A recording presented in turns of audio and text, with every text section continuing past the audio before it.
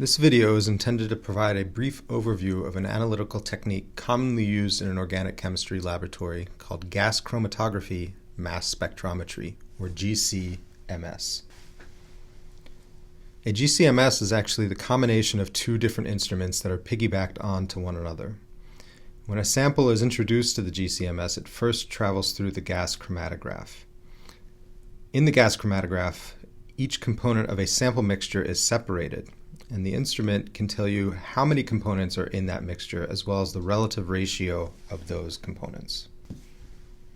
After leaving the gas chromatograph, the sample moves into the mass spectrometer, which provides the user with the molecular mass of each separated component of that compound mixture.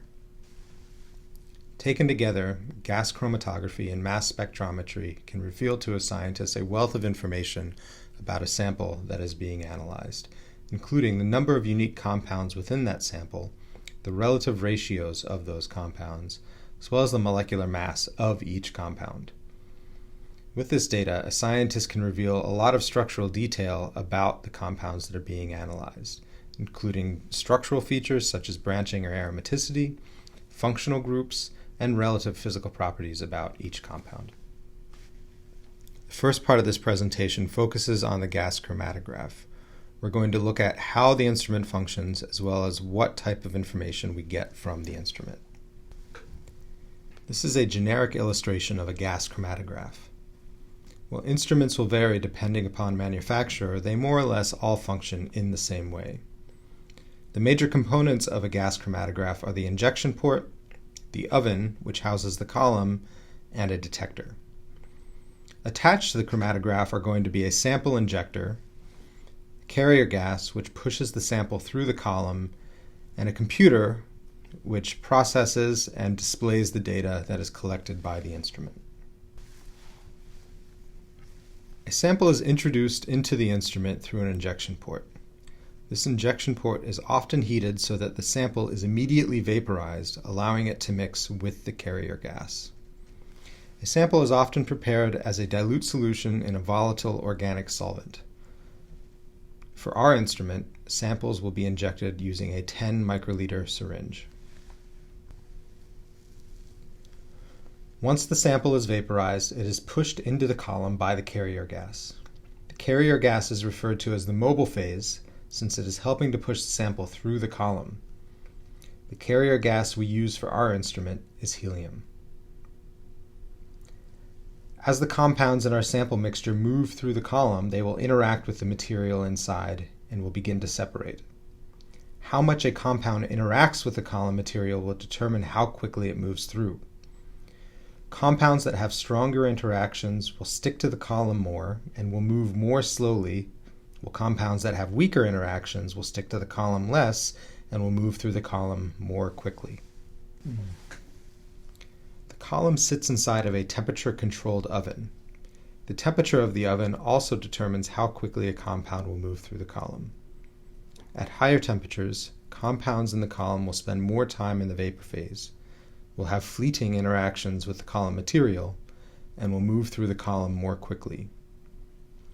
Overall, the rate at which a compound moves through the column is determined by the compound structure, the column temperature or the oven temperature, as well as the carrier gas flow rate. When compounds exit the column, they are recorded by a detector. There are many different flavors of detector, but for a GCMS, the mass spectrometer serves as the detector. The detector is able to count each molecule that leaves the column. The quantitative data that is collected by the detector is processed by a computer to generate a chromatogram. The chromatogram plots compound abundance versus time it took for that compound to move through the column. The chromatogram shown in the illustration to the bottom right reveals that two compounds came off of the column and that the compound that eluted first was the more abundant of the two. The columns used in many GC instruments are probably not what you think of when you hear the word column. Our instrument employs a capillary column, which is a thin 100-foot glass tube. The outside diameter of the tube is only about the width of a fingernail, and the inside diameter of the tube is only 1/4 of a millimeter. The capillary tube is wound around a metal frame so that it is able to fit inside of the oven. One end of the tube is connected to the injection port, and the other end of it is connected to the detector. The column consists of 3 concentric layers. The outer layer is a high-temperature plastic that is designed to insulate and protect the middle layer. The middle layer is made of fused silica or glass and supports the inner material that interacts with the compound being analyzed. The inner layer is referred to as the stationary phase. Different columns exist for different applications. Columns can vary in length, diameter, and most importantly, in stationary phase. The material that makes up the stationary phase is designed to interact with your analyte on a molecular level. The material will vary from column to column, but will take advantage of specific intermolecular interactions such as hydrogen bonding, van der Waals forces like dipole-dipole interactions, stacking, and other non-covalent interactions. Our instrument uses a column filled with cross-linked dimethyl diphenyl polysiloxane. This polymeric material features tangled chains of alternating silicon and oxygen atoms. Roughly 95% of the silicon atoms are also bonded to 2 methyl groups, while the other 5% are also bonded to 2 phenyl groups. This stationary phase material is employed in general-purpose columns that are used to analyze a broad spectrum of small organic molecules. Let's consider how the small molecules diethyl ether in blue and 1-butanol in red will behave when they are injected onto a dimethyl diphenyl polysiloxane column and analyzed using gas chromatography. Diethyl ether is a semipolar compound with a low boiling point. It will interact with the stationary phase primarily through weaker van der Waals attraction. Although 1-butanol shares its molecular formula with diethyl ether, they are constitutional isomers, it is structurally and functionally different. 1-butanol is a more polar compound than diethyl ether and can also participate in hydrogen bonding because it has a free hydroxy group.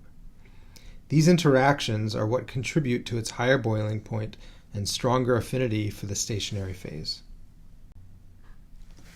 At the start of the GC run, the sample mixture is introduced onto the column through the injection port. The carrier gas will help push the vaporized sample through the column as it flows from left to right. Once on the column, the 2 materials begin to separate as they experience different interactions with the stationary phase. Because of its more significant molecular polarity and its ability to hydrogen bond, 1-butanol will interact and stick more to the stationary phase. In contrast, the stationary phase will not hold on to the diethyl ether very strongly, allowing that molecule to more or less fly through the column. In the end, the diethyl ether exits the column and is recorded by the detector first, and the 1-butanol exits the column and is recorded by the detector second. This is the chromatogram that we would expect to see after both compounds have exited the column and the GC run has completed. Again, the x-axis on the chromatogram reports the amount of time it took for the material to make it through the column, while the y-axis reports the number of detection events, or roughly the amount of material that came off the column. You can see on this chromatogram that there are 2 signals or peaks that were created by the 2 compounds that we injected into the GC. Reading the chromatogram from left to right, you should be able to see that it took diethyl ether approximately 1.6 minutes to travel through the column, while it took 1-butanol about 4.8 minutes. In addition, it appears that the diethyl ether was the more abundant of the 2 compounds in the mixture, since it is associated with the larger of the 2 peaks. It is important to note here that the peak area determines the relative abundance, not the peak height. There are occasions where a shorter but broader peak may be more abundant than a taller but thinner peak. While the analysis of a 2-component mixture is fairly simple, the complexity of an analysis begins to increase as the number of compounds in that mixture grow. For example, here is a chromatogram of a 25-component sample that is used as an analytical standard for identifying organic pollutants in wastewater. If this sample were to be analyzed again using the same column, the same oven temperature setting, and the same carrier gas flow, then the exact same chromatogram would be generated as a result. Gas chromatography on its own is often used as a detection tool for known compounds. That being said, the amount of information that can be gleaned from gas chromatography increases exponentially when that instrument is coupled with a mass spectrometer, or MS. When these two instruments are run in tandem, the molecular mass of every unique compound that comes off the column can be measured. It's best to understand how a mass spectrometer functions before viewing and dissecting the data that it provides. The mass spectrometer sits on the back end of the gas chromatograph and captures compounds as they leave the column. The connection between the GC and the MS is referred to as the transfer line. The chamber that the compounds enter into is under a high vacuum to remove any other compounds that might be present in the atmosphere. This ensures that only the compounds that we want to analyze are present in the mass spectrometer. Almost immediately after entering into the mass spectrometer, molecules of the sample are bombarded with electrons. The electron beam is generated by a part of the instrument called a filament. While some of the electrons in the beam pass right through the sample, other electrons will collide with electrons in the sample molecule, knocking a sample electron from its orbital and causing the sample molecule to ionize and become positively charged. This method of ionization is referred to as electron impact, or EI ionization. Once ionized, the molecules are accelerated through the chamber toward a magnet by charged plates. Only ionized material will be accelerated, and any uncharged material is going to be left behind. As the ions move toward the magnet, some will undergo fragmentation, a process in which a molecule breaks apart into smaller pieces. Any fragment that is charged will continue to be accelerated towards the magnet. Fragments that are uncharged will not go any farther. Fragmentation occurs because most molecules become very unstable when they lose an electron in an ionization event. The high-energy state ion breaks apart in an effort to find a lower energy state. Molecules can and do undergo several different types of fragmentation. What this all means is that the material that is accelerated towards the magnet is not only composed of the original molecular ion, but it will also include smaller charged fragments of the original molecule. As the ions pass through the magnetic field, their path changes. For any given magnetic field, the smaller and lighter ions will be deflected the most, while the larger and heavier ions will be deflected the least. By sweeping through a range of magnetic fields during the analysis, the instrument is able to focus ions of different masses onto the detector. The masses of those ions are therefore determined by the strength of the field that was used to deflect them. A detection event is recorded any time an ion hits the detector. Detection events are tallied for each mass, and the data is processed by a computer which generates a mass spectrum. This is the spectrum generated from the mass analysis of acetic acid. The spectrum was sourced from the National Institute of Standards and Technology, or NIST, which maintains an extensive library of analytical data for small organic molecules. A mass spectrum plots M over Z, or the mass-to-charge ratio, on the x-axis and the relative intensity on the y-axis. The reason that the x-axis measures mass-to-charge ratio rather than just mass is because some molecules, usually very large molecules like proteins, can undergo electron impact at more than one site, resulting in a molecule with multiple charges. Having multiple charges will affect how the ionized molecule interacts with the magnetic field. The small molecules that you will analyze in lab will only adopt a single charge, so you can treat the x-axis as just molecular mass. The y-axis defines the relative abundance of each ion that makes it to the detector. The tallest signal in the mass spectrum is created by the ion that most often hits the detector. You can see in this mass spectrum that there are 3 abundant ions. The signal at 60 represents the molecular ion, or an acetic acid molecule that is missing an electron. This signal is referred to as the parent peak because it was created by the acetic acid ions that made it to the detector without breaking apart into smaller fragments. Appropriately, these ions are called parent ions.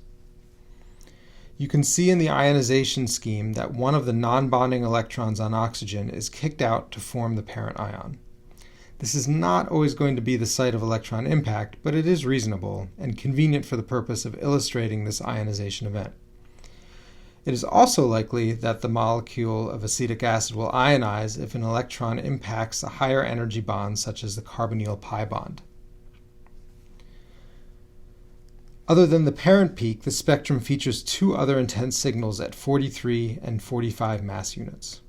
These represent the fragment ions that form when the parent ion succumbs to its instability and breaks apart. The tallest signal on a mass spectrum is referred to as the base peak. Sometimes the base peak is also the parent peak, but in this spectrum of acetic acid, that is not the case. When it is not the parent peak, the base peak represents the ion formed most frequently during fragmentation. A parent ion will fragment in order to reach a lower energy state, so fragment ions will often benefit from some stabilizing effect. For example, the charge in this base ion is stabilized by the neighboring lone pair electrons on oxygen. Whenever the parent acetic acid ion breaks apart, it most often splits into an ionic fragment with a mass of 43 grams per mole and a neutral fragment with a mass of 17 grams per mole. The ionic fragment will eventually reach the detector and contribute to the base peak at 43. In contrast, the radical fragment will not be detected since it does not carry a charge. Therefore, we should not see a significant signal at 17. However, by subtracting the mass of the base ion, 43 mass units, from the mass of the parent ion, 60 mass units, we can determine the mass and therefore the chemical formula of the uncharged fragment, which is an OH radical, or a hydroxy radical.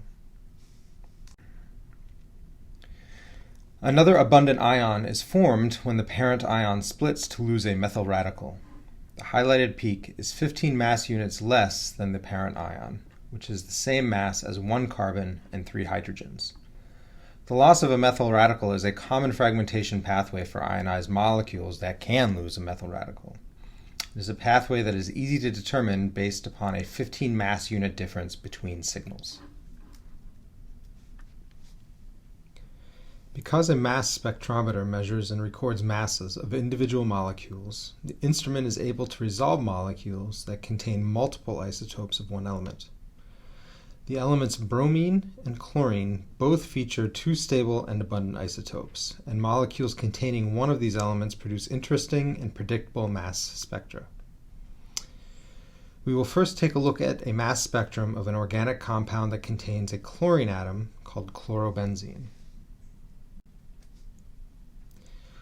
The 2 stable and abundant isotopes of chlorine weigh 35 grams per mole and 37 grams per mole, and exist in a ratio of about 3:1.